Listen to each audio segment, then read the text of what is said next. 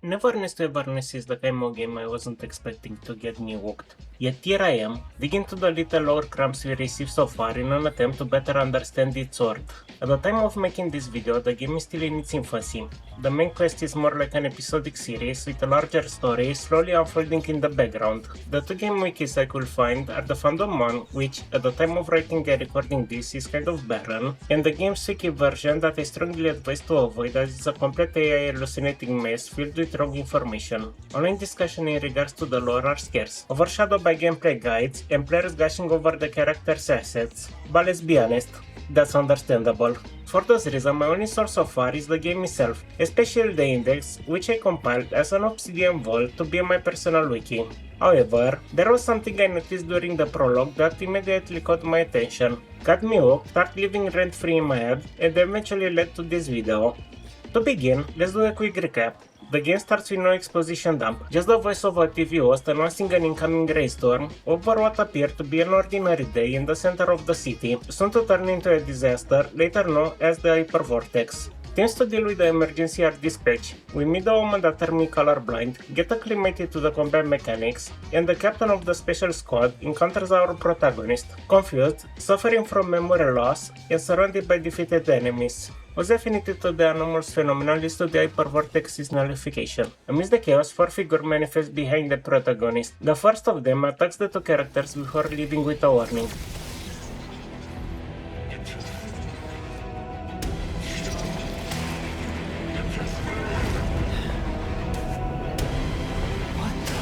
What are you? What am I? Careful!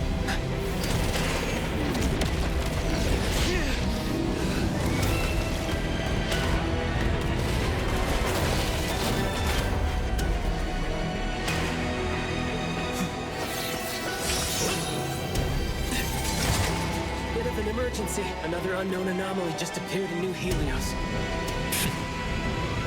Yikes, this one's a problem. The time has come. Stop interfering.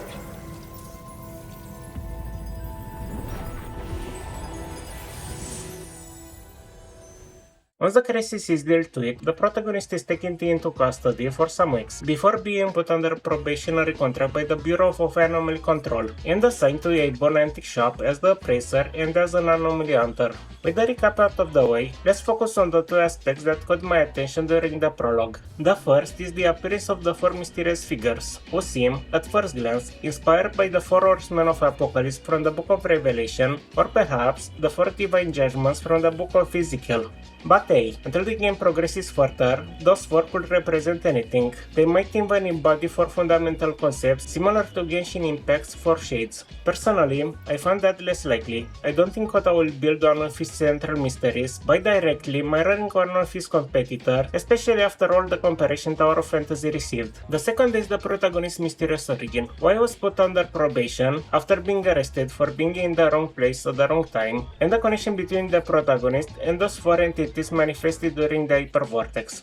It's not just that I believe those four anomalies and the protagonist are closely related, but the game itself confirms it both during the cutscenes and by reading the index. Anyway, let's get back to the topic and discuss the four anomalies. As I mentioned before, my first impression was that they were inspired by the four horsemen of the Apocalypse. The main reason was the biblical imagery present throughout their design, along with the striking resemblance of the second anomaly to the Grim Reaper, which made me think of that. The third resembles a living thunderstorm, perhaps a metaphor for war, while the fourth is a pale-cloaked figure whose design invokes desolation, like a world devastated by scarcity and famine. I deliberately left the first anomaly for last, because it's not only the one we interact with directly, but also the only one officially classified by the BSC as Code Zero. However, for the sake of simplicity, I'm going to use the term Code Zero to refer to the four of them, not just to the Golden Boy alone.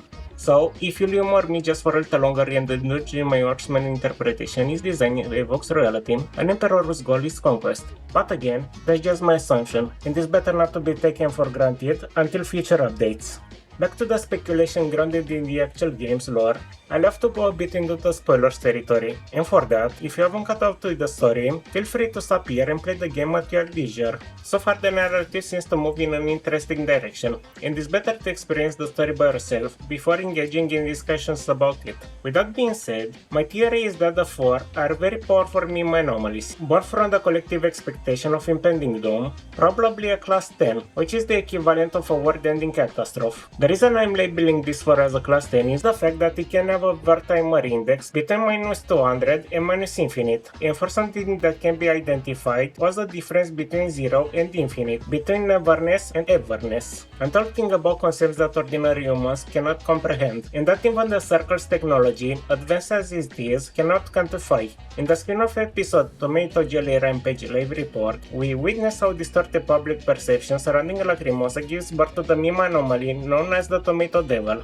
Neverness to Everness is set in a modern world, where social media platform like Bagel can amplify rumors and conspiracy theories. In a world where disaster can be born from ideas alone, the fear of Judgment Day could eventually become a self-fulfilling prophecy, and I'm using the word prophecy in relation to the Scarlet Letter shenanigans. About this Omen exclusive group, I can talk in detail in a future video, especially about their name taken from the title of a novel written by the American author Nathaniel Hawthorne, but I'm going to save that for the 1.3 update after we play the last chapter of their story arc. What is important about this group for now is that their goal is stealing items related to the Prophet. At the time of writing this script and recording this video, we don't have much information about the Prophet, even though every relic associated with the Prophet manipulates them in a way or another. Those items may not be directly linked to the four anomalies, but their former honor can be the key to discovering the identity of those four anomalies and that of the protagonist. Plus, if my correct theory about the four anomalies being associated with the Horsemen of the Apocalypse proves to be correct, then let me mention that death was described in the Book of Revelation as being closely followed by Hades. In the New Testament, Hades does not refer to the Greek god himself, but to the afterlife. It will be fitting if this particular anomaly is associated with another derivate anomaly in the form of a realm, where you can meet the spirits of the deceased, especially this prophet who's going to reveal more about us in the 4. As for our golden boy, its ultimatum denotes two things.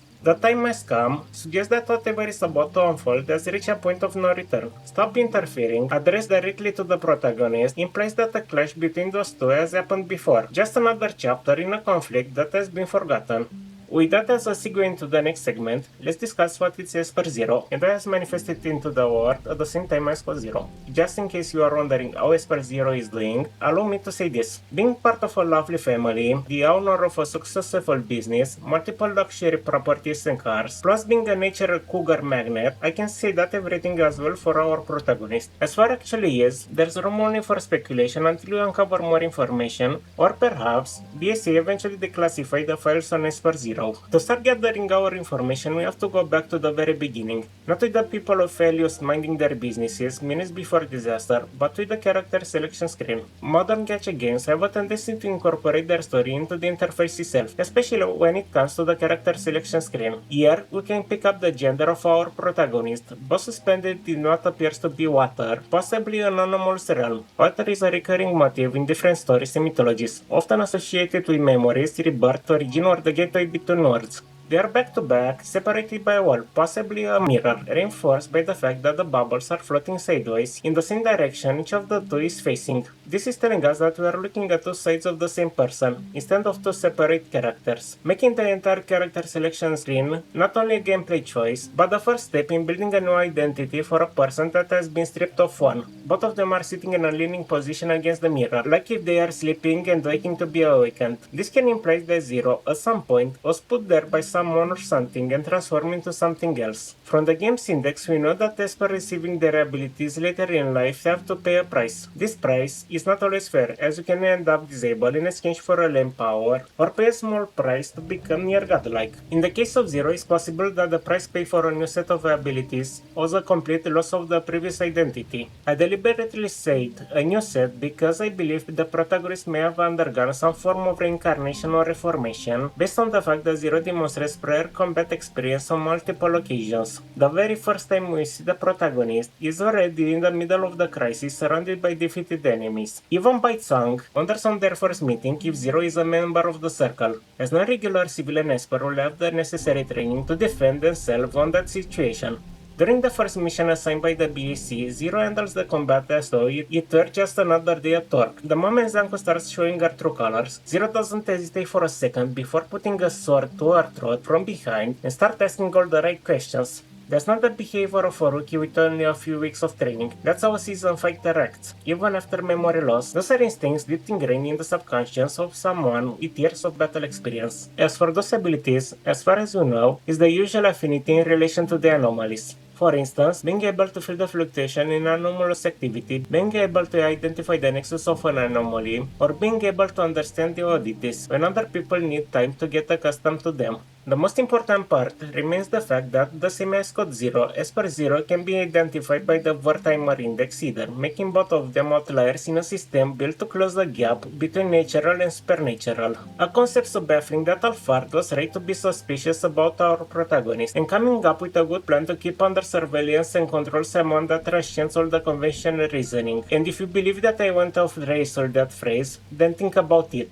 What will be the best way to prevent someone with unseen powers from becoming a threat to the humanity, other than giving them a reason to be on the side of humanity? From the very beginning of being put into probation, after a few weeks of observation at Growth Island, Zero is made to sign a contract that serves both as a shackle and as a redemption. The contract is anomalous in nature, with no way of it to be broken without its fulfillment. It states that the contractor is required to participate in all the containment action that may be related to Code Zero, and upon fulfillment, the contractor will be released from observation and constraints of the BAC. No other clauses that can turn Zero into a permanent willing assets are mentioned. Moments after signing the contract, a containment breach emerges inside the BAC headquarters and Zero is appointed to deal with it. Something drives me to suspect that this breach wasn't a mere coincidence, but the first step in integrating our protagonist into the Circle. An elaborate scheme to make us believe that we are no longer treated as a prisoner, but as a trusted member of the organization. And the reason why a rookie like Mint was the only agent assigned to assist Zero is because her extroverted personality will create a bond between them faster. Now I don't believe that Mint has any knowledge of Alphar's plan, she simply happened to be the right person to make Zero feel like a part of the team, and I've been out to unknowingly play an important role in integrating Zero into the Circle. However, the most important part of the plan was assigning Zero as an appraiser at the Ebon Antiquity shop run by Otori. Despite her flaws like greediness and indulging in alcohol a little too much, she's also a deeply nurturing person who turned a group of misfits with nowhere to belong into a real family.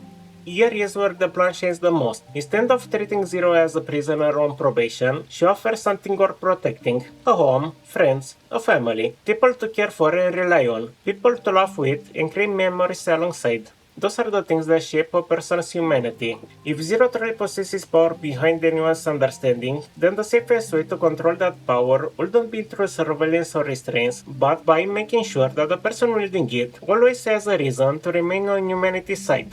Just like Mint, I don't believe anyone at Ebon is knowingly participating in this plan either, except for Otori, who was informed about this plan from the start. That way, every friendship, every mischief, every bond formed will be genuine. If Zero ever discovered that the Bureau had been pulling the strings from the shadows, the people at Ebon, Mint, and anyone else we get to know will still be our real friends, not actors participating in an elaborate lie in true mass show fashion.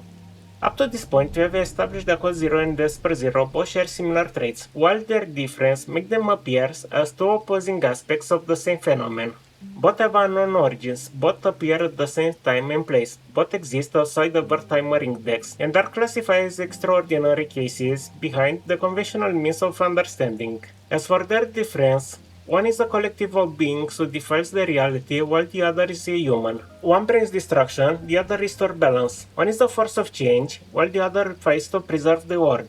If one is the hero of the story, the others are the antithesis. Extraordinary beings existing in the same universe as opponents, while at the same time defining each other's purpose. But that's just my speculation. As for what's to come, we may have to wait a few more years to see the full picture. If you have a different theory or interpretation of Esper Zero and Code Zero, please share. I'd like to see a different perspective on this topic. As for now, I'm busy stealing the rest of the bank. Until next time, yours truly, Pacifist.